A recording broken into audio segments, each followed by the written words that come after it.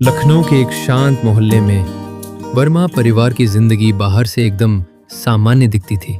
श्यामलाल वर्मा एक सख्त पर दिल से नेक इंसान थे। उनका मानना था कि परिवार में अनुशासन सबसे जरूरी होता है। सविता देवी घर संभालती थीं और अपने दोनों बेटों से बहुत प्यार करती थीं। राहुल की शादी को 2 साल हो चुके थे, लेकिन घर में बहू के आने के बाद से रिश्तों में एक अनकही दूरी आ गई थी। नीलम पढ़ी लिखी और आत्मनिर्भर लड़की थी, लेकिन श्यामलाल को उसका खुलापन पसंद नहीं आता था। वो चाहते थे कि वो घर की परंपराओं को माने, जबकि नीलम अपनी स्वतंत्रता बनाए रखना चाहती थी। धीरे धीरे राहुल माता पिता और पत्नी के बीच फंसने लगा।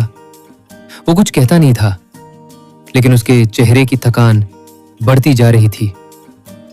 अंकित, जो सब देख रहा था, एक दिन चुपचाप सविता देवी के पास गया और बोला, वाह, क्या हम सच में एक साथ हैं या बस एक छत के नीचे रह रहे हैं? सविता देवी कुछ नहीं बोली, लेकिन उसकी आंखें नम हो गईं।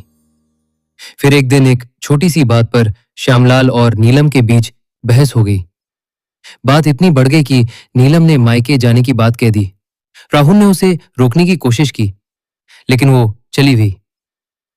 अगले दिन श्यामलाल ने बेटे से कहा, अगर तुम्हें अपनी बीवी के साथ ही रहना है तो अलग घर ले लो। ये सुनते ही राहुल चुप हो गया। कुछ घंटे बाद वो चुपचाप अपना बैग पैक कर रहा था। तभी सविता देवी ने आकर श्यामलाल से कहा, आपने देखा, आपने घर को घर नहीं रहने दिया, बस एक नियमों की जेल बना दी। श्यामलाल पहली बार कुछ नहीं बोले। उन्होंने राहुल के कमरे की ओर देखा और उनके हाथ कांपने लगे। रात को उन्होंने अकेले बैठकर सोचा, क्या मैंने अपने बेटे को खो दिया? अगली सुबह श्यामलाल खुद नीलम के मायके पहुंचे और बोले, बेटी, तुम मेरी बहू नहीं, बेटी हो। घर को बांधने के लिए प्यार चाहिए, न कि बस अनुशासन।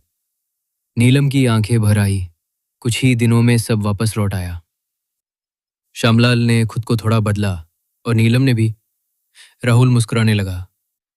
अंकित भी अब खुलकर हंसने लगा और वर्मा परिवार में रिश्तों की गर्माहट फिर से लौट आई। सीख: रिश्तों को जोड़ने के लिए सिर्फ परंपरा नहीं, समझदारी और संवाद की भी जरूरत होती है। अगर आप चाहें तो मैं इस कहानी को और विस्तार दे सकता हूं या इसका नाटकीय रूपांतरण भी तैयार कर सकता हूं।